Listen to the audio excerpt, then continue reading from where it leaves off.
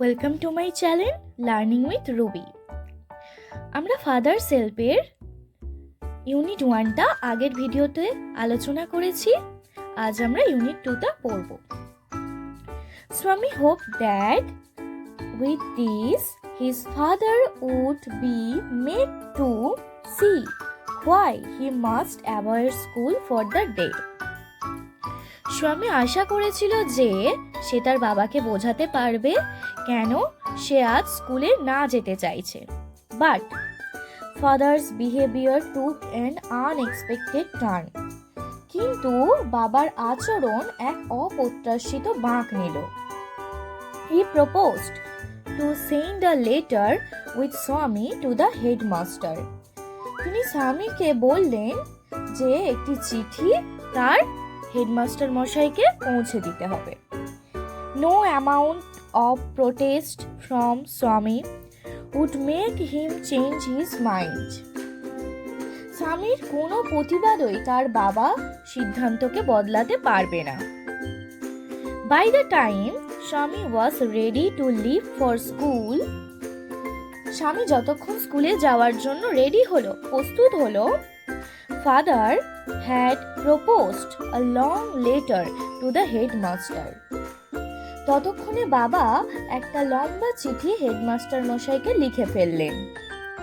He put it in an envelope and sealed it. তিনি সেটিকে একটি খামে ভরে সিল করে দিলেন। এনভেলপ মানে হচ্ছে খাম।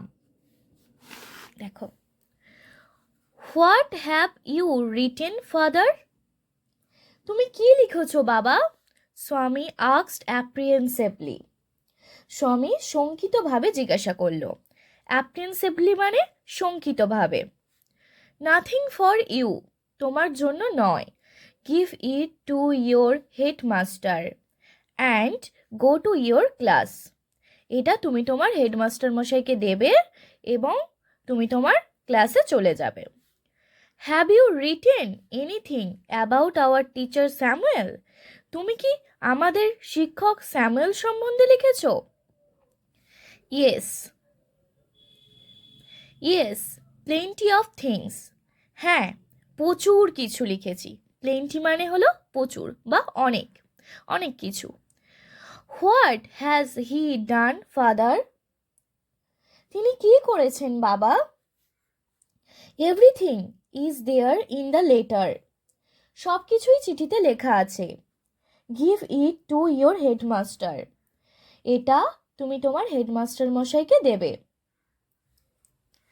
স্বামী went to school feeling that he was the worst boy on earth. স্বামী এটা ভাবতে ভাবতে স্কুলে গেল যে সে পৃথিবীর সবচাইতে খারাপ ছেলে। His conscience bothered him. তার বিবেক তাকে জ্বালাতন করছিল। কনসাস মানে কি? বিবেক। He was not at all sure if his description of Samuel had been accurate. সে মোটেও নিশ্চিত ছিল না যে স্যামুয়েলের সম্পর্কে তার বিবরণ সঠিক ছিল কিনা। He felt he had mixed up the real and the imagined. সে অনুভব করতে লাগলো সে বাস্তব এবং কল্পনাকে গুলিয়ে ফেলেছে। স্বামী stopped on the roadside to make up his mind about Samuel. স্বামী stopped on the roadside, স্বামী রাস্তার পাশে দাঁড়ালো, to make up his mind, তার মাথাটাকে ঠিক করতে, about Samuel, স্যামুয়েল সম্বন্ধে। Samuel was not such a bad man after all. সর্বোপরি স্যামুয়েল অতটা খারাপ লোক ছিলেন না। Personally, he was much more friendly than the other teachers. অন্যান্য শিক্ষক শিক্ষিকাদের তুলনায় স্যামুয়েল ব্যক্তিগতভাবে একটু বন্ধুত্বপূর্ণ ছিলেন। স্বামী also felt Samuel had a special regard for him. স্বামী এটাও অনুভব করলো যে স্যামুয়েল তার প্রতি বিশেষ ভালোবাসা ছিল। স্যামুয়েলের তার প্রতি বিশেষ ভালোবাসা ছিল।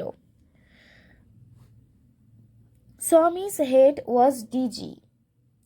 স্বামীর মাথা ঝিমঝিম করতে লাগলো, উইথ কনফিউশন, বিভ্রান্তিতে। He could not decide if Samuel really deserved the allegations made against him in the letter.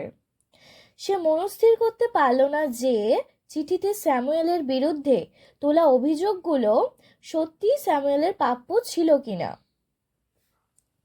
The more he thought of Samuel, the more স্বামী গ্রিভড ফর হিম।